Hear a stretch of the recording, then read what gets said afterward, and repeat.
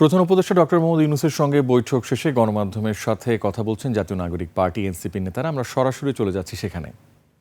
সরকারের ভিতরে থাকা বিভিন্ন সংস্থার কিছু সদস্য, উচ্চাকাঙ্ক্ষী কিছু সদস্য, যারা পূর্বের নির্বাচনগুলোকে নানাভাবে প্রভাবিত করে একপাক্ষিক একটা প্রি ডিসাইডেড ইলেকশন করেছে, বিশেষ করে 2008, 2018 সাল কিংবা 14 এবং কি সর্বশেষ 2024, সেই চক্রটাকে আমরা এখনও নানাভাবে সক্রিয় দেখি।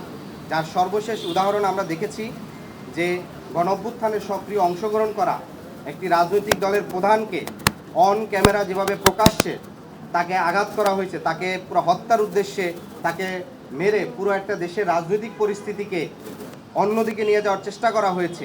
সেই বিষয়টি কিন্তু নানাভাবে কিন্তু এগুলো আমলে নেওয়ার বিষয়।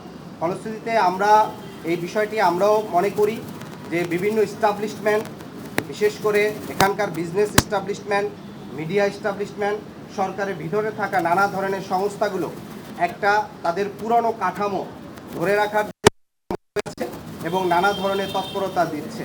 ফলশ্রুতিতে আমরা সরকারকে বলেছি, সরকারের পক্ষ থেকে যে তদন্ত কমিশন হয়েছে, গুম কমিশন, তারা কিন্তু গুমের ক্ষেত্রে এইসব সংস্কার বিষয়ে তারা সুস্পষ্ট অভিযোগ আনছে এবং গুম কমিশনের পক্ষ থেকে স্পষ্ট করে তারা বলছে, বিশেষ করে ডিজিএফআই, এনএসআই, এসবিস, সিটিটিসি সহ র্যাব, পুলিশের সরাসরি গুমের সাথে তারা জড়িত থাকার অভিযোগ করছে। কিন্তু আমরা সরকারের পক্ষ থেকে এখনও কোনো কার্যকর উদ্যোগ দেখি নাই। ফলে সেই বিষয়টিকে আমরা আমলে নিয়ে আমরা সরকারকে কার্যকরী উদ্যোগ দেখতে চাই। আপনাদের সবাইকে অনেক ধন্যবাদ। Thank you so very much. ধন্যবাদ। Thank you.